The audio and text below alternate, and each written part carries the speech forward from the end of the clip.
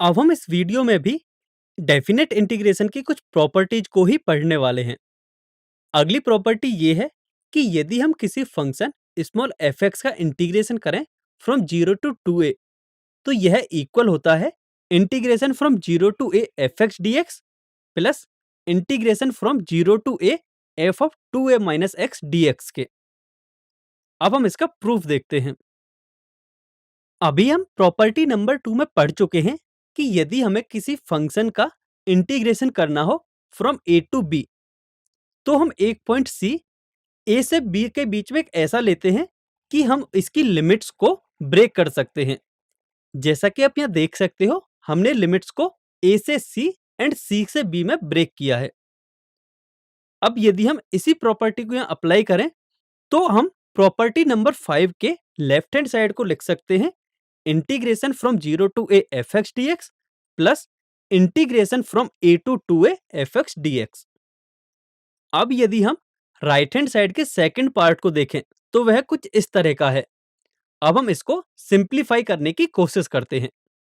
सबसे पहले हम x को 2a माइनस टी के इक्वल अज्यूम करते हैं, जिससे dx माइनस डी टी के इक्वल हो जाएगा। और इस तरह से x की लिमिट्स भी चेंज होंगी। तो जब x इज इक्वल टू ए होगा, तब t इज इक्वल टू भी a होगा।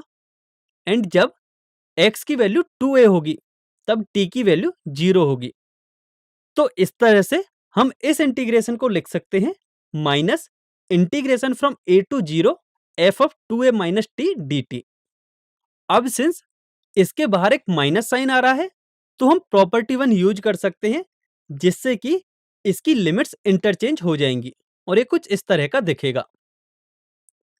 अब इसमें वेरिएबल है टी, लेकिन हमें चाहिए वेरिएबल एक्स। तो हम प्रॉपर्टी 0 अप्लाई करेंगे, जिसके अकॉर्डिंग हम किसी भी डेफिनेट इंटीग्रेशन में उसका वेरिएबल चेंज कर सकते हैं। तो हम यहाँ t को x से रिप्लेस करेंगे, जिससे हमें ये इसके इक्वल मिल जाएगा। तो इस तरह हमने मेन इक्वेशन के राइट हैंड साइड वाले सेकंड टर्म को सिंप्लीफाई करके लिख दिया है।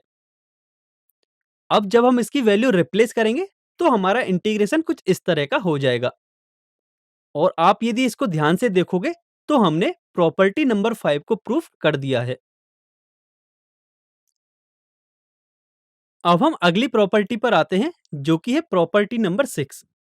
इसके अकॉर्डिंग यदि हमें integration from zero to two A F X D X की वैल्यू निकालनी हो, तो वह इक्वल होगी 2 into integration of zero to A F X D X के, यदि F of two A minus X is equal to F X हो। And integration from zero to two A F X D X की value 0 के equal होगी, यदि F of two A minus x की value minus F X के equal हो। तो इस तरह से आपने देखा कि यहाँ इंटीग्रेशन की वैल्यू अलग अलग हो सकती है डिपेंडिंग ऑन फंक्शन। अब हम इसका प्रूफ देखते हैं। प्रॉपर्टी नंबर 5 का यूज करके हम integration from zero to two A F X D X को कुछ इस तरह से लिख सकते हैं। तो अब हमारे पास दो कंडीशंस थी, या तो F of two A minus X F X के इक्वल हो, या फिर F of two A minus X minus F X के इक्वल हो। तो हम पहली कंडीशन में देखते हैं, जबकि F of two A minus X F X के इक्वल हो। अब हम फर्स्ट केस की बात करते हैं, जबकि F of two A minus X F X के इक्वल हो।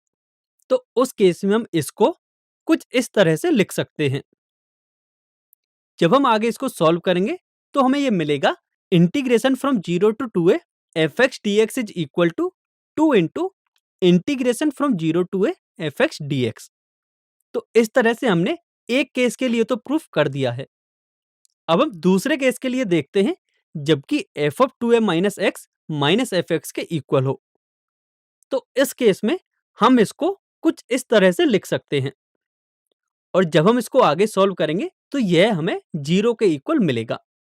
तो इस तरह से हमने सेकंड पार्ट को भी प्रूफ कर दिया है।